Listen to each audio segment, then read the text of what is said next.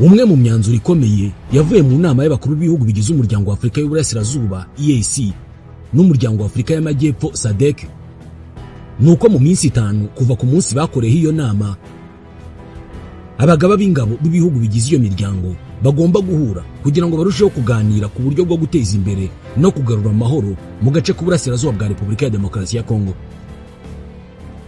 Muri make aka kanama k'abagaba bakuru b'ingabo kagomba guhura. Bimwe mu by'ako kanama kazemeranyaho ni uburyo bwo guhagarika imirwano mu rwego rwo gufasha impande zitumvikana muri Kongo kugira ngo zijye ku meza y'ibiganiro. Mu minsi 30 kuvuga abakuru b'ibihugu by'imiryango ya EAC na SADC baheruka guhura, abaminisitiri b'ububanyi n'amahanga biriya miryango bazahura nabo ubwabo basuzume ibizaba byamaze kwemeranywaho n'abagaba bakuru b'ingabo ubwo urugendo rw'ibiganiro by'amahoro muri Kongo rujeho gufata isura nzima. Icyakora mu gihe ibi byose byarimo biba, amakuru avuga ko M23 yari ikomeje kumanuka irwana mu duce twa Kivu y'Amajyepfo hafi y'ikibuga cy'indege cya Bukavu, umujyi w'umurwa mukuru wa Kivu y'Amajyepfo, ndetse no mu bindi bice, cyane cyane ikibuga cy'indege cya Kavumu kiri mu birometero 20 uvuye muri uwo mujyi wa Bukavu. Mu gihe abagaba bakuru b'ingabo z'ibihugu bya EAC na SADC bakwemeza ko imirwano ihagarara, birumvikana ko M23 ishobora guhagarika imirwano, nyamara yari ifite amahirwe menshi yo kwigarurira undi mujyi ukomeye muri Repubulika ya Demokarasi ya Kongo, ikawomeka kuri Goma, umurwa mukuru wa Kivu y'Amajyaruguru umaze iminsi mu maboko yayo. Byagenda bite M23 iramutse isabwe guhagarika imirwano mu rwego rwo kuganira na leta ya Kongo? Uyu mutwe wakwicara ugatuza ukizera umutekano wa Goma, nyamara utagenzura umujyi wa Bukavu. Hanyuma byagenda bite mu gihe M23 yakwigarurira uyu mujyi ariko ikajya ku gitutu cy'amahanga n'ubundi atayoroheye n'uyu munsi? Muri make niki kigiye kuba mu mujyi wa Bukavu uri neza neza mu mboni za M23? Ku mutwe wa M23 uburyo bwiza bwo kurinda umujyi wa Goma ni ugufata umujyi wa Bukavu ukoresheje umuhanda usanzwe. Bukavu na Goma ni imijyi yegeranye kubera ko intera iri hagati yayo ni kilometero ziri munsi ya 200. Mu bya gisirikare iyi ni imijyi yegeranye cyane. Uku kuba Bukavu iri hafi ya Goma bituma Goma idashobora kwizera umutekano wayo mu gihe kirambye, kubera ko uwashaka kuyitera ahambere yashinga ibirindiro nahangaha nyine Bukavu. Ahangaha i Bukavu hari abaturage benshi, ni umujyi munini, ukaba umujyi uteye imbere ku buryo ibyakenerwa byose mu buryo bwa gisirikare birahari. Muri make Bukavu ni icyo bita strategic hub, ni ukuvuga ahantu h'ingenzi igisirikare gishobora gushyira ibikoresho bikenewe byakwifashishwa mu ntambara yo kwigarurira umujyi wa Goma. Mu gihe Perezida Felix Antoine Tshisekedi yakomeje kuvuga ko atazagirana ibiganiro na M23, birumvikana ko agifite umugambi wo kurwana nk'uko abayobozi mu nzego za leta ayoboye bakunze kubigarukaho, aho bose bahuriza ku kuba leta ya Kongo igomba guhangana na M23 ikayambura ibice byose yigaruriye. Ibi byongeraho kuba Bukavu yarahungiyemo abarwanyi benshi n'abayobozi batandukanye ubwo M23 yafataga umujyi wa Goma. Amakuru avuga ko abacanshuro babashije gutoroka mu masaha ya nyuma mbere yuko M23 ifata Goma bose bagiye hani Bukavu, ubu niho bari. Aha kandi hari urubyiruko rwinshi rumaze iminsi mu kimeze nk'imyitozo bitegura M23. Urubyiruko rurimo kwitegura intambara nyuma y'uko umuyobozi ushinzwe ibikorwa byo kubungabunga amahoro mu muryango w'abibumbye Jean-Pierre Lacroix yatangaje ko umutwe wa M23 wakomeje imirwano werekeza mu mujyi wa Bukavu, umurwa mukuru w'intara ya Kivu y'Amajyepfo. Yabigarutseho mu kiganiro n'abanyamakuru cyabaye ku itariki ya 31 y'ukwezi kwa mbere muri uyu mwaka. Imirwano yerekeza muri Kivu y'Amajyepfo yatangiye nyuma y'uko ku itariki ya 26 y'ukwezi kwa mbere muri uyu mwaka M23 yigaruriye umujyi wa Goma muri Kivu y'Amajyaruguru. M23 yahise itangaza ko izakomeza urugamba igafatana Kinshasa, ariko ibwira guverinoma ya Repubulika ya Demokarasi ya Kongo ko niyemera ibiganiro bigamije gushaka umuturambye bizahagarika imirwano. Bwana Lacroix yagaragaje impungenge ko M23 ishobora gufata ikibuga cy'indege cya Kavumu kiri hafi y'aho uyu mutwe uri nk'uko wabigenje Goma. Lacroix yavuze ko amakuru yahawe avuga ko M23 yari igeze mu birometero 60 uvuye Bukavu. Ibiro ntaramakuru by'Abanyamerika Associated Press byavuze ko abasirikare ba leta bari muri Kivu y'Amajyepfo bose ngo bashyizwe ku mihanda ikikije umujyi wa Bukavu ngo utigarurirwa na M23. Ni mu gihe ubuyobozi bw'umujyi nabwo bwahise bushyira imbaraga mu kwinjiza abasivile mu gisirikare kugira ngo bafashe kuwurinda. Ishami ry'umuryango w'abibumbye rishinzwe abimukira ryavuze ko abarenga 300,000 bigoma no mu bice bihakikije bavuye mu byabo. Ibi nibyo byakangaranyije urubyiruko maze ku bufasha bwa leta rwirara mu mihanda ruvuga ko rwiteguye kurwana na M23, umutwe bavuga ko uterwa inkunga n'u Rwanda nubwo rwo rwakomeje kubihakana. Mu minsi ishize uru rubyiruko ruherutse guhurira hafi n'umupaka w'u Rwanda rukora imyigaragambyo ruvuga ko rurimo kwamagana u Rwanda. Ikibi byose byerekana nuko Bukavu ari ikibazo kuri Goma, kubera ko ubwo iri mu rubyiruko rwiteguye kurwana bivuze ko umutwe wa Wazalendo wagira imbaraga zijya kungana nk'izo Wazalendo yo muri Kivu y'Amajyaruguru yari ifite mu minsi ishize. Hejuru yo kuba Bukavu irimo abarwanyi ba Wazalendo biteguye kurwana, uyu mujyi unasanzwe wakira ingabo z'u Burundi n'izindi zose zirimo guturuka mu mahanga zitegura kwinjira muri iyi ntambara. Izi ngabo zinyura ku kibuga cy'indege cya Kavumu kiri mu majyaruguru y'umujyi wa Bukavu nyirizina. Iki kibuga cy'indege cyakira indege zitwaye abasirikare ndetse n'ibikoresho byinshi muri Kivu y'Amajyepfo byiteguye gushorwa ku rugamba na M23. Mu ntambara biragoye ko warwana udafite ikibuga cy'indege kubera ko kirakenerwa cyane mu koroshya iyoherezwa ry'ibikoresho n'ingabo. Mu bibuga by'indege by'ingenzi biri hafi ya Goma, Kavumu iza ku mwanya wa mbere kubera ko yo ni ikibuga cy'indege kinini kurusha ibindi biri hafi y'uyu mujyi, ariko ugasanga byari ibibuga by'indege bito bitabasha kwifashishwa mu kwakira indege nyinshi mu buryo buhoraho, ku buryo ibingibi byahindura ibintu ku rugamba. Muri make M23 yakwizera ko ifite umutekano uhagije igoma ari uko igenzura iki kibuga cy'indege cya Kavumu, cyane ko amakuru avuga ko ubwo Afurika y'Epfo yari irimo gutekereza kohereza ingabo mu burasirazuba bwa Kongo mu minsi yashize. Ahangaha Kavumu niho yifuzaga guparika indege zayo.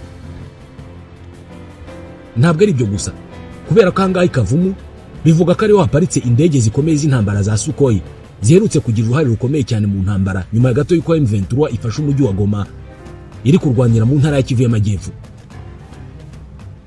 Hejuru y'ibi amakuru avuga ko u Burundi bwakoresheje iki kibuga cy'indege mu kohereza ingabo muri Kongo muri Kivu y'Amajyepfo. Amakuru akavuga ko ingabo z'u Burundi zirenga 12,000 ziteguye bidasubirwaho guhangana na M23 mu kurinda Bukavu. Mu gihe izi ngabo zabona ubufasha bw'izindi ngabo nyinshi, birumvikana ko intambara ishobora kwerekezwa muri Kivu y'Amajyaruguru bikarangira M23 yongeye kugabwaho ibitero bikomeye.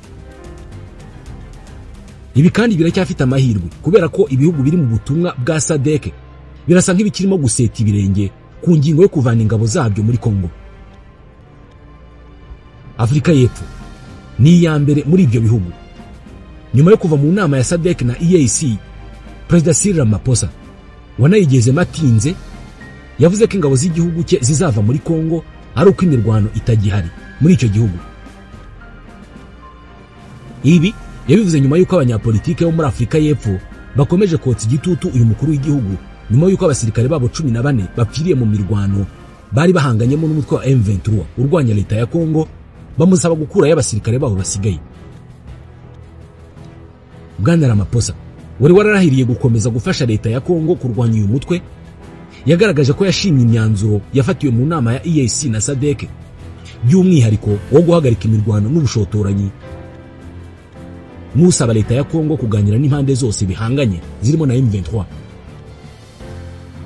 Ati umwe mu myanzuro y'ingenzi cyane yavuyemo nuko abitabiriye inama ihuriweho bemeranije ko ibiganiro by'imbona nkubone bisubukurwa hagati ya leta n'abatayegamiyeho barimo M23. Ibi ngibi bizakorwa binyuze mu biganiro bya Rwanda na Nairobi. Uyu mukuru w'igihugu yasobanuye ko imyanzuro yafatiwe mu nama ya EAC na SADC yabereye i Dar es Salaam muri Tanzania ku itariki ya 8 y'uku kwezi ari ingamba shingiro zirimo icyizere kiganisha ku mahoro arambye mu burasirazuba bwa Kongo. Yagaragaje ko iyi myanzuro ari izatuma ingabo za Afurika y'Epfo, iza Tanzania n'iza Malawi ziri muri SAMIDRC zitaha hashingiwe kuri iki cyizere cy'uko burasirazuba bwa Kongo buzongera kubona amahoro. Ati imyanzuro yafatiwe muri iyi nama ihuriweho ni ingamba shingiro zirimo icyizere kiganisha ku mahoro arambye. Izi ngamba zizatuma ingabo za SAMIDRC zitaha. Perezida wa Malawi Lazarus Chakwera we yamaze gufata icyemezo cyo gucyura ingabo ze mbere y'uko inama ya EAC na SADC iba. Ku itariki ya 5 y'uku kwezi kwa kabiri, Ramaphosa nawe yari yatangarije abanyafurika y'Epfo ko ingabo zabo nazo zishobora kuzataha. Kuri M23 ibi bivuze ko mubo igomba kwitegura guhangana nabo, harimo n'izi ngabo za Afurika y'Epfo igihe cyose zaramuka zifashe icyemezo cyo gukomeza guhangana n'uyu mutwe, ziramutse zigaragaje ko imirwano itarahosha ku rwego rwifuzwa. Ibi byose birushaho gutuma M23 idashobora gutuza mu gihe cyose ibizi neza kwitagenzura umujyi wa Bukavu mu buryo bufatika, kubera ko niwo kibazo nyamukuru ku mutekano w'uyu mutwe.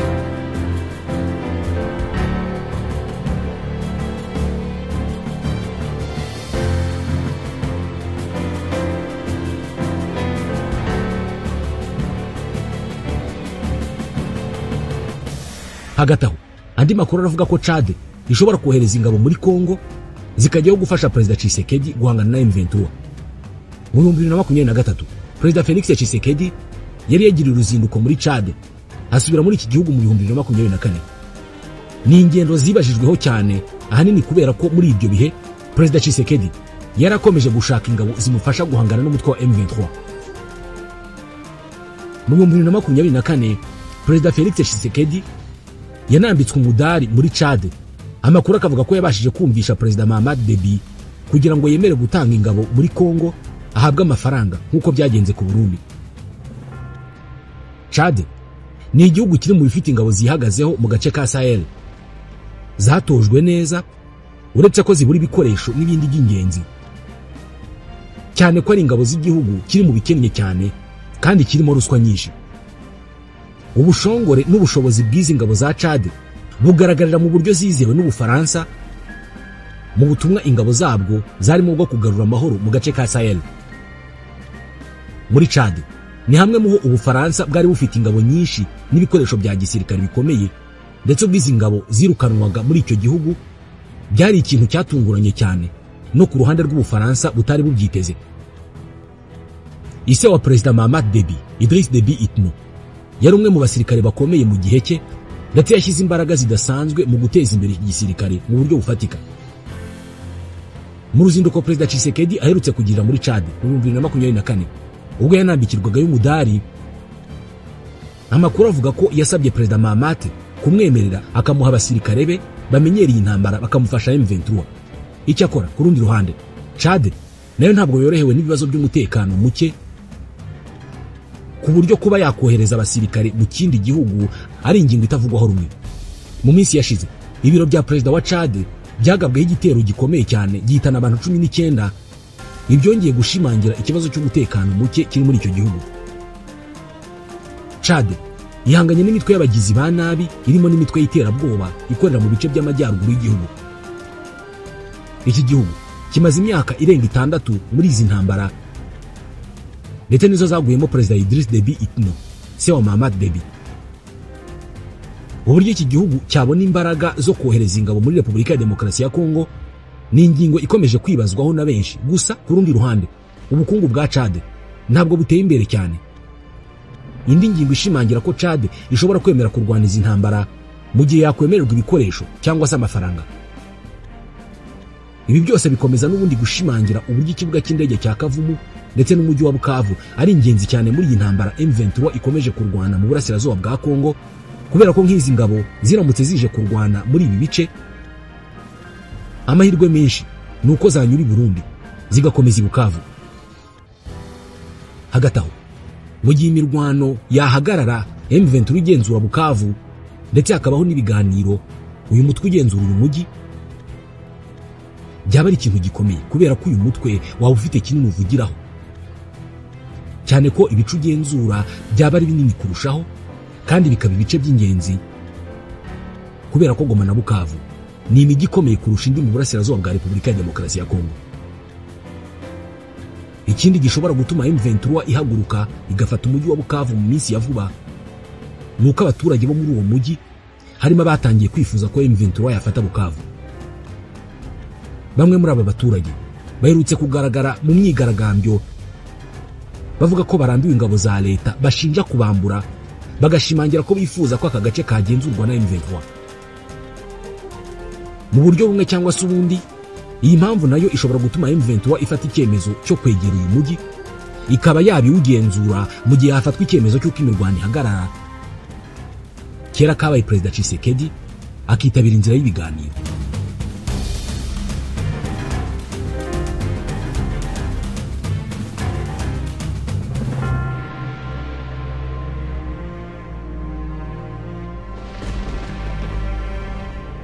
Muri Repubulika ya Demokarasi ya Kongo, uburasirazuba bw'iki gihugu buri mu bibazo bikomeye cyane by'abaturage bakeneye ubutabazi bwihutirwa.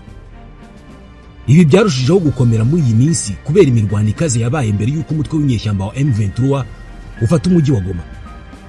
Imiryango itegamiye kuri leta ivuga ko ubutabazi bukenewe cyane muri aka gace. Ibi ni ibyago barimo batezwa n'intambara.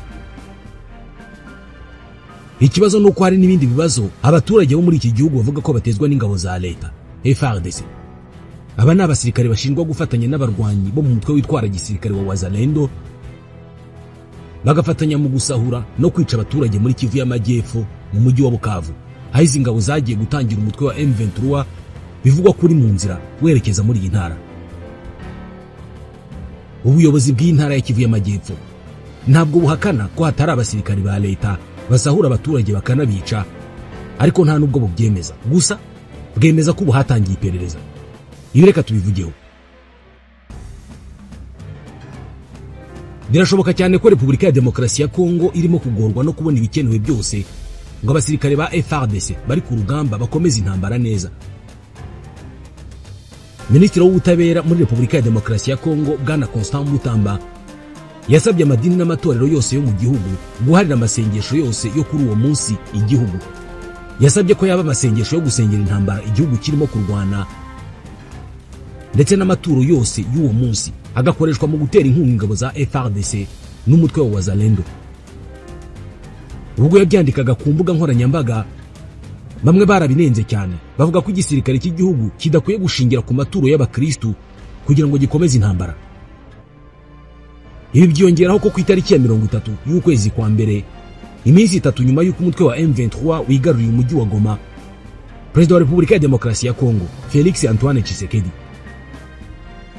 yatangaje umwanzuro wo gukata amafaranga ibigo bya leta byakoreshaga kugira ngo yoherezwe mu ntambara ingabo z'igihugu cye hamwe n'abo zifatanya nazo babashe guhangana n'umutwe wa M23 mu burasirazuba bwa Kongo. Uyu mwanzuro Perezida Tshisekedi yawutangaje mu gihe umutwe wa M23 wari umaze kwigarurira ibice byinshi by'intara ya Kivu y'Amajyaruguru, by'umwihariko umujyi wa Goma, ndetse abasirikare benshi ba FARDC n'ab'imitwe bafatanya irimo FDLR, Wazalendo, ingabo z'u Burundi n'iza Samidi RC n'abacanshuro bari bamaze kumanika amaboko, benshi bagahungira mu Rwanda, abandi bakanyura basubira mu bihugu byabo. N'umwanzuro Perezida Tshisekedi yatangaje ku itariki ya 30 y'ukwezi kwa mbere mu ijambo ryo kubwira abaturage uko igihugu gihagaze. Yasabye ibigo bya leta kugabanya amafaranga byakoreshaga, ndetse asaba imiryango itari ya leta gutera inkunga igisirikare gihanganye na M23. Ati nategetse guverinoma gushyiraho ingamba zikarishye zo kugabanya iby'inzego za leta zakoreshaga ndetse n'ibigenerwa abayobozi kugira ngo amafaranga azigamwe ahite yoherezwa mu gufasha ingabo zacu. Ati muri ubwo bufatanye bw'igihugu ndasaba abikorera gufata inshingano bagatera inkunga uwo mugambi. Ibi byabaye mu gihe mu gitondo cyo ku itariki ya 29 y'ukwezi kwa mbere, umuvugizi w'umutwe wa M23 mu rwego rwa gisirikare Lieutenant Colonel Wilingoma, ubwo yagiranaga ikiganiro n'umwe mu bari bayoboye bacanshuro bari bagiye koherezwa mu Rwanda ngo basubire iwabo, ahishura ko bahembwaga $8,000 buri kwezi. mu gihe abasirikari ba leta FARDC bahembwa amadolari 100. Lieutenant Colonel Ngoma yabwiye uwo mucanshuro ko M23 yirwanira hazaza habana b'abanyekongo. Ati turwanira hazaza habana bacu, dufite igihugu gikize ariko gifite abayobozi b'ibicucu. Ati buri kwezi muhembwa 8,000 ariko umusirikare wa Kongo agahembwa munsi y'amadolari 100. Ati ntimukadukinishe. Ati turashaka ko Kongo iba igihugu gifite agaciro. Ati ntimukazana imikino yanyu hano. Ati ntimuzigere mwongera kuzana imikino yanyu hano muri Kongo. Ibi kandi byiyongeraho ko bamwe mu basirikari ba FARDC bahungiye mu Rwanda bagiye bavuga ko ababayoboraga basa n'ababagambaniye bakabatererana ku rugamba bari bahanganyemo na M23. Perezida Tshisekedi yongeye gusaba urundi rubyiruko kwinjira mu gisirikare kugira ngo rufashe FARDC guhangana na M23. Ati turacyafite kwiyemeza guhamye. Ati tuzatsinda iyi ntambara binyuze mu bumwe, umwete no gufata inshingano.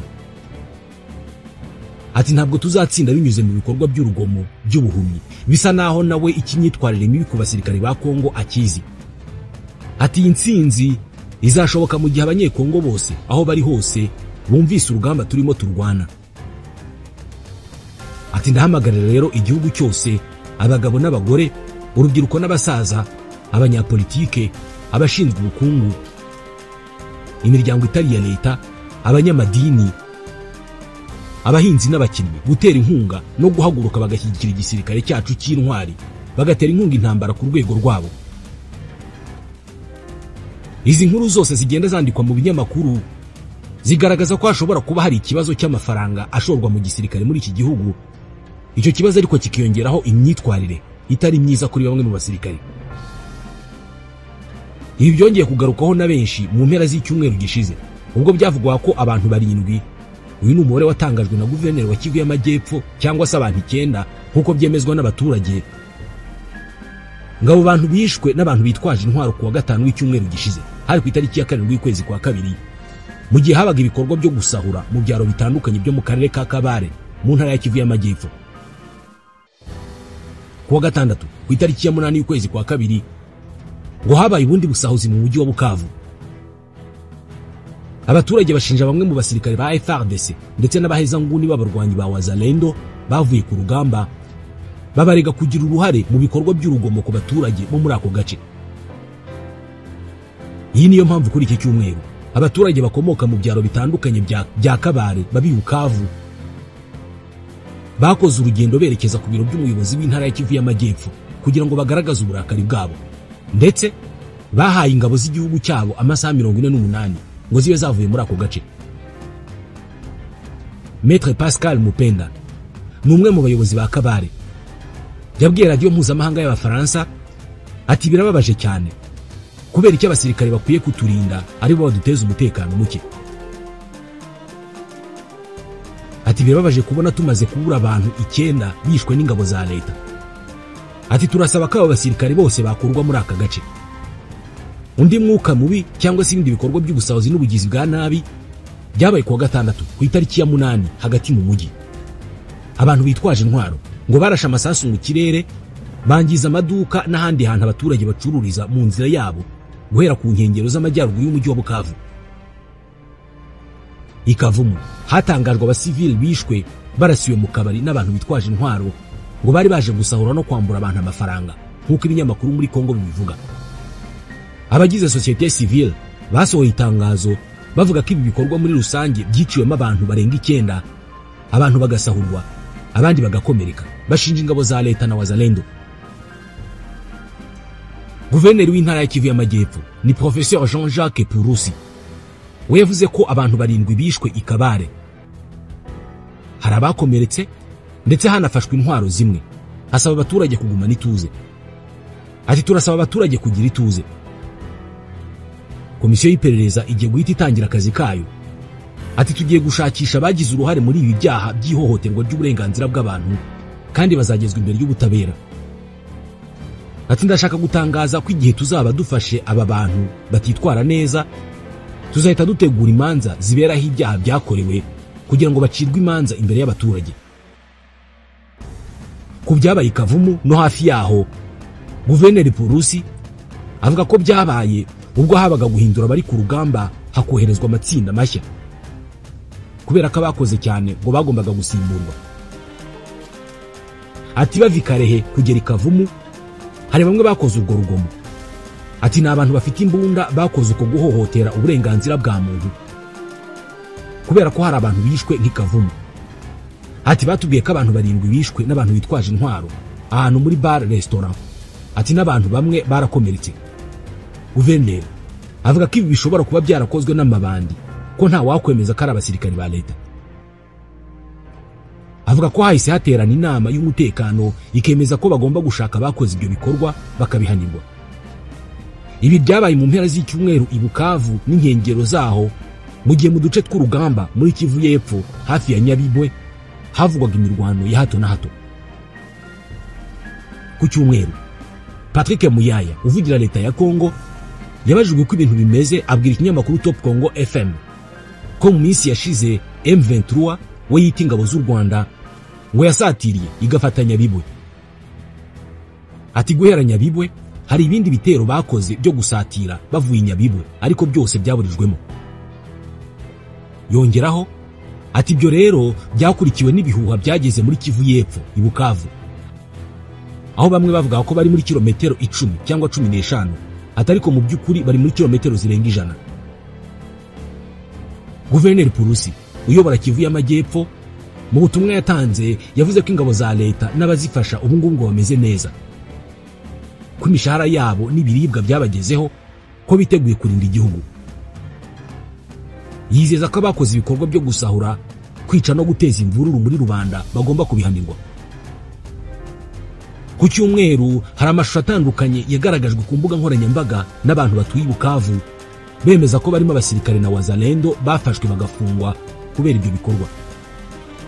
Mu gihe bivugwa ko abarwanyi ba M23 barimo kwigarurira intara ya Kivu y'Amajyepfo ngo bamaze kwigarurira ibice byinshi, Arkiyepiskopi Gatolika wa Bukavu muri Repubulika ya Demokarasi ya Kongo ni Musenyeri François Xavier Maroye Rusengo yasabye ingabo z'iki gihugu FARDC kwirinda kurwanira mu mujyi wa Bukavu.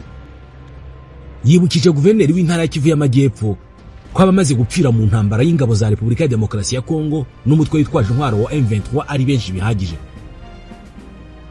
Ati ni ngombwa kwirinda kurwanira mu mijyi minini no mu baturage b'abasivile. Agaragaza ko hari abasirikare ba leta bajya ku rugamba cyangwa se bavayo bakicira abaturage ubusa babitiranya nabo bahanganye. Uyu mushumba yavuze ko hari abasirikari ba Kongo bafite umugambi wo gushyira imbunda mu baturage batuye mu mujyi wa Bukavu bagamije guhindura uyu mujyi urubuga rw'intambara. Ibi bikunda gukorwa mu ntambara aho abaturage bakoreshwa nk'agakingirizo k'intambara kugira ngo umwanzi nabarasa byitwa icyaha cy'intambara. Musenyeri Rusengo ati byatangiye kuvuga ko hari abashaka gushinga intwaro ahatuye abaturage b'abanyamahoro bisa no guhindura Bukavu urubuga rw'intambara. Ati birasaba gutekereza kabiri hashingiwe ku bwicanyi bwabereye i Goma. Musenyeri Rusengo yatanze ubutumwa mu gihe leta ya Kongo itekereza ko M23 ishobora kuzafata Bukavu mu gihe cya vuba nyuma ya ifashe ibindi bice byo muri Kivu y'Amajyepfo birimo Nyabibwe na centre ya Karehe. Ubu ngubu bikavuga ko ikibuga cy'indege cya Kavumu nacyo cyagoswe n'abarwanyi ba M23. Izi ni zimwe mu ngaruka nyinshi zikomeje guterwa n'iyi ntambara ikomeje mu burasirazuba bwa Repubulika ya Demokarasi ya Kongo. Mu gihe 70% by'ubufasha bw'ubutabazi buhabwa abakuwe mu byabo n'intambara muri Kongo buturuka muri Leta Zunze Ubumwe za Amerika, ubu iki gihugu kiri mu byibasiwe cyane n'icyemezo giherutse gufatwa na Perezida Donald Trump cyo guhagarika inkunga y'iterambere itangwa na Amerika. Ibi byagize ingaruka zikomeye cyane by'umwihariko mu burasirazuba bwa Kongo ahari imvururu zikomeye. Ku miryango itari ya leta y'abanyekongo yishingikirije kuri ubwo bufasha, iki cyemezo ni igihombo gikomeye kandi guhagarika ibikorwa byabo ku gahato ni ibintu bigoye kwemera. Mu gihe uburasirazuba bwa Kongo bumaze imyaka myinshi buhanganye n'ibibazo bikomeye by'ubutabazi,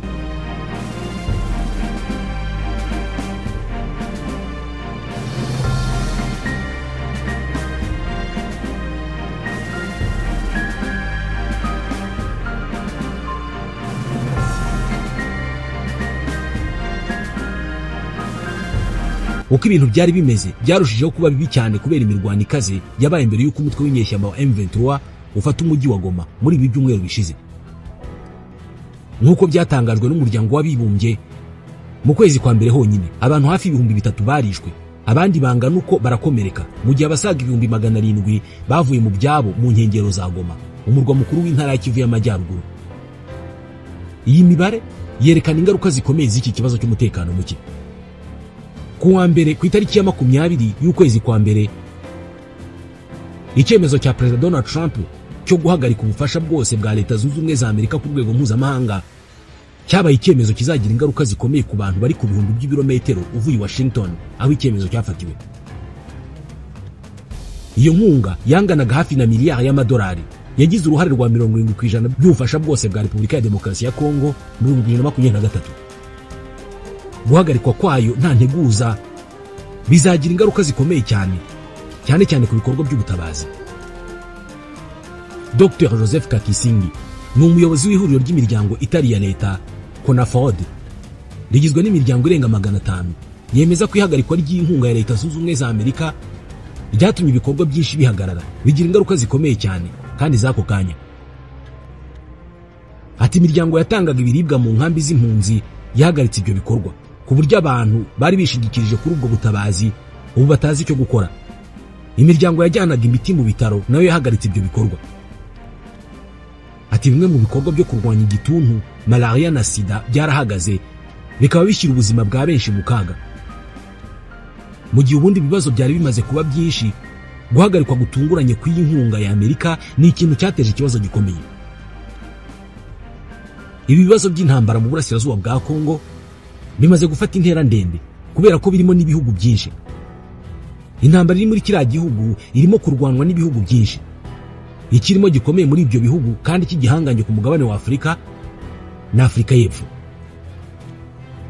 Perezida wa Afurika y'Epfo Bwana Cyril Ramaphosa yagaragaje ko ingabo z'umuryango wa Afurika y'Amajyepfo ziri mu burasirazuba bwa Repubulika ya Demokarasi ya Kongo SAMIDRC ziyobowe n'igihugu cye ngo zizava muri kiriya gihugu mu gihe imyanzuro yafatiwe mu nama idasanzwe y'abakuru b'ibihugu by'umuryango SADC n'umuryango wa Afurika y'Uburasirazuba izaba yubahirijwe.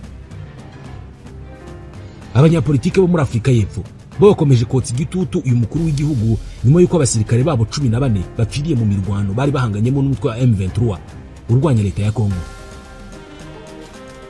Ramaphosa wari wararahiye gukomeza gufasha leta ya Kongo kurwanya uyu mutwe, yagaragaje ko yashimye imyanzuro yafatiwe mu nama y'umuryango wa Afurika y'Uburasirazuba na SADC, by'umwihariko umwanzuro wo guhagarika imirwano n'ubushotoranyi ndetse n'umwanzuro usaba leta ya Kongo kuganira n'impande zose bahanganye zirimo na M23. Atumwe mu myanzuro y'ingenzi cyane yavugiwemo nuko abitabiriye inama ihuriweho bemeranije ko ibiganiro by'imbona nkubone bisubukurwa hagati ya leta n'abatayegamyeho barimo na M23. Ati ibi bizakorwa binyuze mu biganiro bya Rwanda na Nairobi. Uyu mukuru w'igihugu yasobanuye ko imyanzuro yafatiwe mu nama ya EAC na SADC yabereye Dar es Salaam muri Tanzania ngo ni ingamba shingiro zirema icyizere kiganisha ku mahoro arambye mu burasirazuba bwa Kongo. Yagaragaje ko imyanzuro ari izatuma ingabo za Afurika y'Epfo, iza Tanzania n'iza Malawi ziri muri SAMIDRC zitaha, hashingiwe kuri iki cyizere cy'uko uburasirazuba bwa Kongo buzongera kubona amahoro. Perezida wa Malawi Lazarus Chakwera we yamaze gufata icyemezo cyo gucyura ingabo zabo mbere y'uko inama ya EAC na SADC iba. Ku itariki ya 5 y'ukwezi kwa kabiri, Perezida Ramaphosa nawe yatangarije abanyafurika y'Epfo ko ingabo za Afurika y'Epfo zishobora kuzataha. Gusa nanone leta ya Kongo ntabwo yigeze yemera kuzaganira na M23. Umutwe wa M23 nawo ntabwo wigeze wemera kureka gukomeza gufata ibice no gukomeza kwerekeza kuri Kinshasa.